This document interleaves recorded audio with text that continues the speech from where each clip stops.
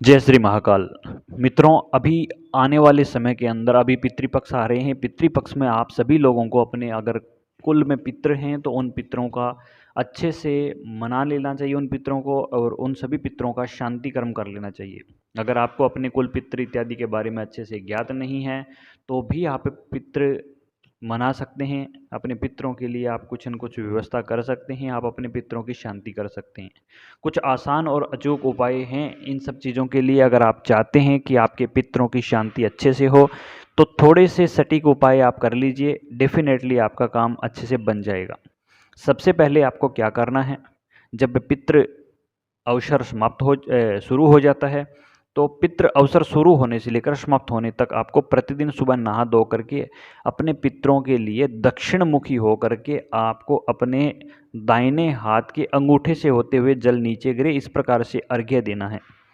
आपका जो जल है हाथ से होते हुए नीचे गिरना चाहिए, अंगूठे से होते हुए गिरना चाहिए नीचे, और पूरा अर्घ्य देना है। मतलब 1 लोटा जल आपको उनके नाम से देना है।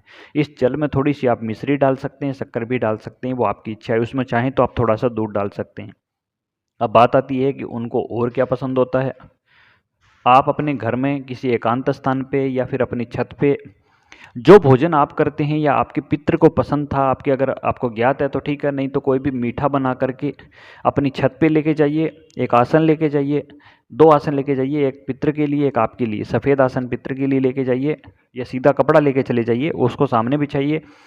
बीच में किसी बाजोट के ऊपर थाली रखिए, पितृ को आह्वान करिए कि मेरे जो कुल के पितृ हैं इत्यादि हैं, ये सब चीज़ें आपको बोलनी है कि उनका मैं ज्ञात अज्ञात पितृ जो हैं कुल के, उनका आह्वान कर रहा हूँ, बोल करके आपको आह्वान करना है उनको। और उनको फिर आपको भोजन के लिए आमंत्रण बोलना है कि हे मेरे बुजुर्गों, हे मेरे पितृदेवों, मैं आपको भोजन के लिए आमंत्रित कर रहा हूँ। इस प्रकार से आपको बोलना है। जैसे ही आप इनको बोलेंगे आप इशारा करेंगे किसकी तरफ, जो सफ़ेद कलर का आपने आसन लगाया था उसकी तरफ।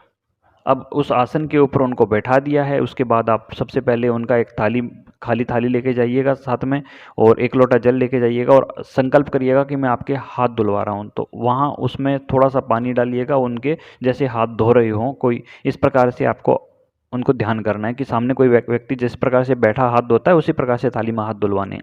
उसके बाद वो थाली साइड कर दोगे, भोजन वाली थाली सामने रख दोगे। जितना टाइम भोजन करने में एक व्यक्ति को लगता है उतनी ही प्रकार से आप आमने सामने बैठे रहोगे। मान लीजिए 10-15 मिनट तो अमूमन एक व्यक्ति को भोजन करने में लग ही जाते हैं। उतने टाइम तक आप बैठे रहोगे, अच्छे से उनको भोजन करवाओगे, फिर उनके हाथ धुलवाने हैं, पीने के लिए उनको पानी देना है। इतनी प्रक्रिया आपको कंप्लीट कर लेनी है। आप चाहो तो साथ में धूप जला सकते हो साइड के अंदर, और वो जो भोजन है वो छत पे ही पड़ा रहने देना है। कोई जीव जंतु उसको ग्रहण कर लेंगे, अगर फिर भी कहीं ग्रहण नहीं करता है तो बाहर किसी पक्षी को डाल सकते हैं, वो बाद में उठा करके शाम के समय में, क्योंकि सुबह ब्रह्म मुहूर्त में आएंगे और शाम को पितृ अपने स्थान पर लौट जाएंगे। लेकिन वैसे वैसे बोला जाता है कि पितृपक्ष में पूर्ण रूप से पृथ्वी पर रहते हैं। अब बात आती है कि भाई भोजन, चलो हमारे यहाँ पक्षी भी नहीं है तो फिर आप गौशाला में भी उसको डाल सकते हैं, वो गौ माता को चल जाता है। अब एक इम्पोर्टेंट चीज़ ये ध्यान रखनी है कि जब आप पितृ को भोजन करवा चुके हैं उसके बाद आपकी जो भी समस्या रहती है, आपकी जो भी बातें होती हैं, उनसे जो भी आपकी मनोकामना है वो भी आप उनको बता सकते हैं कि हम तो आपकी संतान हैं, हम जानते नहीं हैं, हमें ज्ञात नहीं है, हमारे ऊपर जो पितृ दोष लगा हुआ है उसको समाप्त करिए, हमारे पितृ दोष से हमें मुक्त करिए, हम प्रसन्न होइए। इस प्रकार से आपको आह्वान करके पितरों का भोजन करवा देना। ये बहुत ही सिंपल सा ही एक उपाय है। अगर आप इसको अच्छे से कर लेते हैं तो पितृ शांति भी अच्छे से हो जाती है। तो उम्मीद करते हैं कि आपको ये पूरी बात समझ में आ गई होगी। आप इसको अच्छे से करें, लाभ उठाएं। बिल्कुल आसान और सरल उपाय है, इससे सरल उपाय कुछ भी मेरे हिसाब से तो नहीं मिलेगा। दूसरा उपाय छोटा सा आप ये भी कर सकते हैं कि आप पितृ गायत्री का प्रयोग कर सकते हैं। पितृ गायत्री कर सकते हैं, पितृ बीसा कर सकते हैं, पितृ चालीसा कर सकते हैं, वो भी आप चाहें तो कर सकते हैं। प्रतिदिन 11, 21, 51 जितनी आपकी श्रद्धा है उतने पाठ उनके कर सकते हैं। इसके अतिरिक्त एक और काम होता है जिसका आप कर सकते हो। आप चाहो तो विष्णु जी के जो स्तोत्र होते हैं, विष्णु सहस्त्र नाम कर सकते हो, विष्णु स्तोत्र कर सकते हो। विष्णु जी का आप नाम जप करके और पितरों को अर्पण करोगे कि पितरों को अर्पण कर रहा हूँ विष्णु जी का नाम जप, यही संकल्प लेके आपको करना है। और बाद में हाथ में जल लेकर के जब जब समाप्त हो जाए तो आप उनको समर्पण भी करें। उसी थाली में पानी डाल दीजिए, मतलब कोई खाली थाली ले लीजिए, उसमें पानी डाल दीजिएगा हाथ में जल लेकर के कि मैं समर्पण कर रहा हूँ ये जो जप किया है वो पितरों को। इससे भी पितृ मुक्त होते हैं, पितरों की तृप्ति होती है।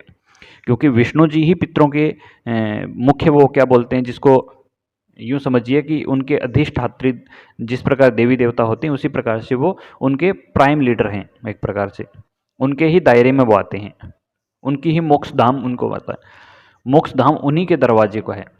यानी एक प्रकार से आप यूँ कह सकते हैं कि पितरों की शांति में विष्णु जी का बहुत महत्वपूर्ण स्थान है। और अगर आप इसके अलावा अगर सीधे सिंपल हैं और आप पढ़े लिखे नहीं हैं तो केवल हरि विष्णु हरि विष्णु हरि विष्णु इतने नाम का ही आप जाप करें, और वो जाप आप पितरों को संकल्प लेकर के जाप करके और संकल्प के साथ में वो समर्पण कर दें कि मैं पितरों को अर्पण कर रहा हूँ, तो उससे भी अर्पण करने से भी उनको पितरों की शांति होती है। ये छोटे छोटे उपाय हैं, अचूक लाभ देते हैं, करके देखिए, लाभ उठाइए। जय श्री महाकाल, जय माता दी।